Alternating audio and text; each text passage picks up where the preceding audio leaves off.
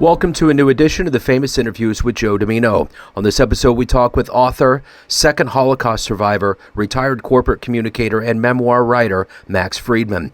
He realized early in his life that the world he lived in was very different from most others. He was born in Sweden in 1950 and emigrated to the U.S. in 52. There's much to his fascinating story, but one pivotal time of his life was when he went to Berkeley to get a master's. He discovered a satisfying career in writing and editing that included 5 years at PBS as a publicist for Bill Moyers Journal and other programs. He also has a surprise story with this celebrity that was quite nice. Enjoy this interview. Thanks again for taking a minute out. And before we get into your life, I want to ask you first and foremost, the last couple of years with COVID's been, it's been quite a thing for all of us. And I'm curious how you survived it and how this time period has subsequently changed not only the way that you live your life, but the way you approach business.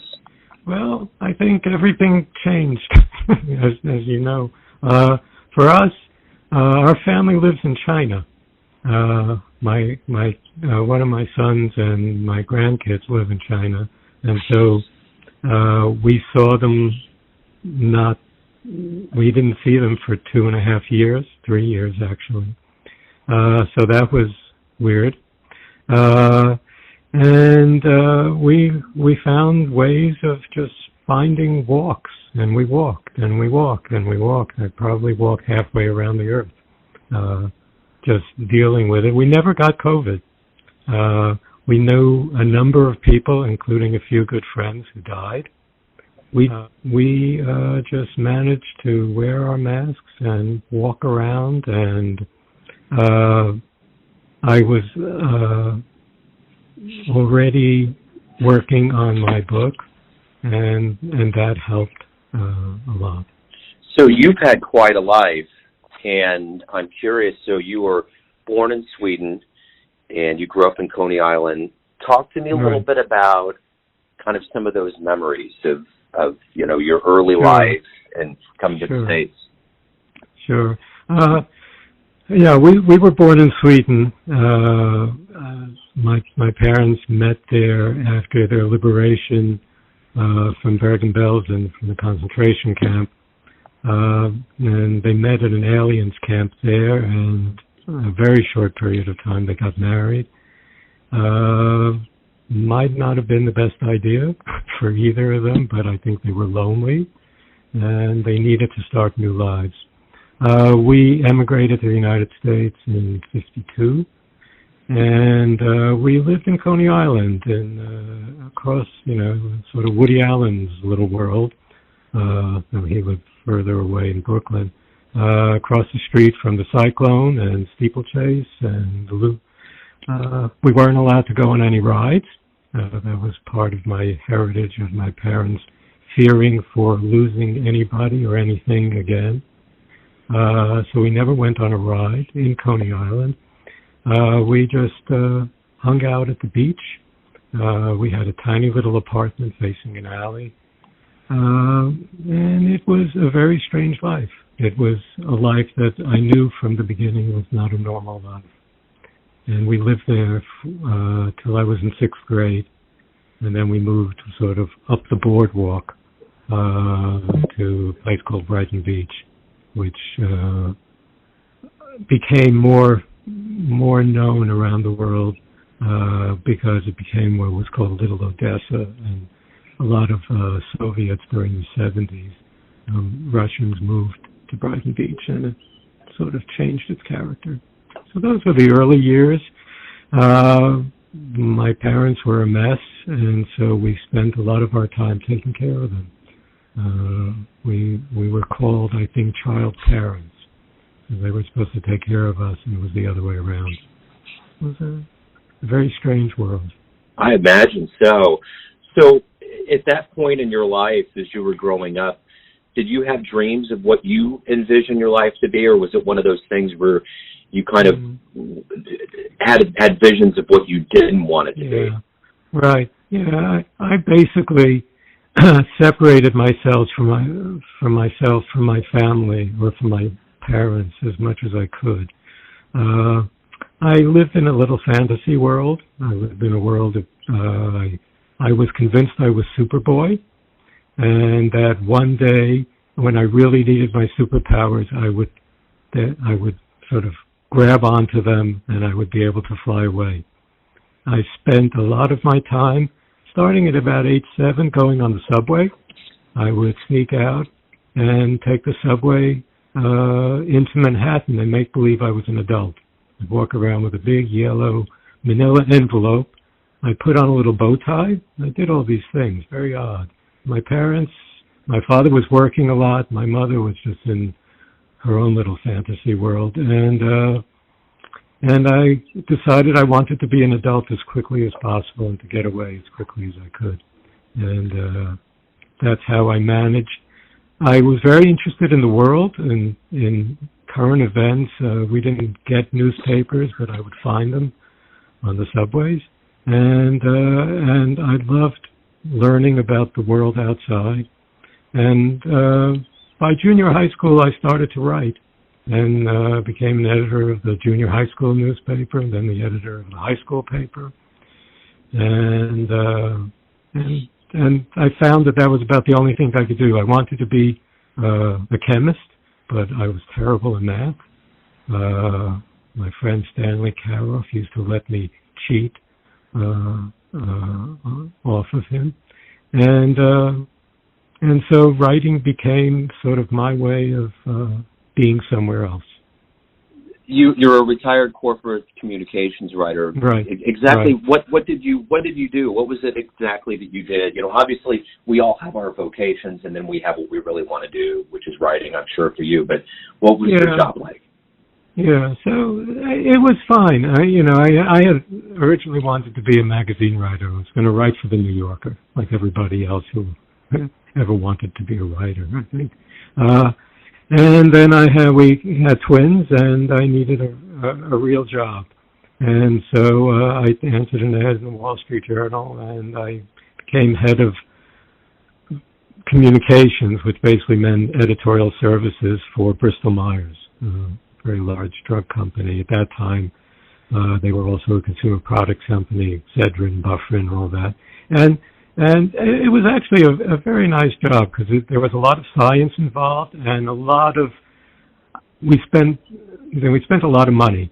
And we spent money on all kinds of different sort of communications vehicles. And so we wrote a lot of stories, not just about the employees, but actually about patients who survived, patients who got through difficult times. And I loved doing that. And I spent a lot of my time, hundreds and hundreds of profiles and people I met and sad people and people who had miraculous recoveries. And we put out beautiful annual reports and videos and all kinds of stuff. And I did that for 20 years. It was pretty good. And I freelanced on the side, actually, and I did book reviews for the Chicago Tribune, and I wrote magazine articles for TV Guide and for Holiday Magazine, which was a travel magazine back then. It doesn't exist anymore. Things like that, to try to sort of make myself feel that I hadn't sold out. So let me ask you this, based on the way that, you kind of had to be a parent as a child and it had accelerated growth at an early age, how did you approach parenting? How did you approach your adult life to make sure that you were going to do things in a different way? Well, I grew up, as I said, in this weird life. My parents argued and fought constantly, screaming. My father would run out and we didn't know if he would ever come back. And so I did the opposite. I found a wonderful person to become my wife and partner, and we had our twin boys, and we just tried to leave them alone. we tried to just tell them that they could do anything in their lives and that they could be anybody they wanted to be, and we just we didn't bother them about homework. They actually were quite bright and self-motivated, and told them that they should always forgive themselves. That was the one thing. They would go to sleep and they would get angry at themselves because they wanted to be sort of perfect or something that they thought we wanted from them. And I don't think we did, but maybe they felt that way. And every night before they go to sleep, and this is when they were young, I would just sort of say that forgive yourself. You know, no one's perfect. It's okay. You make mistakes. You get upset. You just move on. And I think that's what we try to do for them. How much we succeeded, God only knows. Yeah, it's hard to ever measure that for sure. So I'm curious, in your life, who's been a role model or a hero for you? A hero? Well, I sort of, I did an interview once with Fred Rogers, Mr. Rogers' Neighborhood, and I met him he had a little apartment in Manhattan. I was working in public television at the time, and I went in, and he put on his sweater, and he put on his little sneakers, and he told me how wonderful it was that I was there, and he wanted me to tell him more about my sister and this and that. And in any case, he was sort of a special guy, and it was just, again, when I asked him once, what makes Mr. Rogers, in the third person, angry? He said, when parents try to make their children's lives perfect, there's no such thing. And I kept that with me, and I enjoyed him. Met lots of interesting people along the way, but he was a special guy who sort of understood that there was something inside each of us that was, as he would say, special. I've always heard that about him, and I've heard a lot of people allude to the fact that they really admire who he is because he was kind of the epitome of what he portrayed, which tends to be kind of rare in this world. You know, so, you know, to kind of go from that to my next thought here, you know, obviously you've interviewed very interesting people. Is there anybody alive on the planet right now that you would love to meet, interview, talk to? Well, that's an interesting question. I would love to meet and talk to. I guess, I mean, these days, it would be interesting to meet and sit down with somebody like Zelensky and just try to get into his head. Because the thing that I'm interested in about him is that he was a comedian, and that, in fact, that he's Jewish. And in the Ukraine, I don't know how much people laughed in the old days, but even being Jewish was a problem in that for many years. And here's this guy who's surmounted not only what he thought he'd be doing for a good part of his life, but became this international hero for standing up in a way that people haven't done for years. So it would be interesting if I could, clearly from when he spoke to Congress, he was having a bit of a hard time with English, but he was trying very hard to do that, to sort of get into his head and see how he was able to transform himself at a moment in history when it was needed.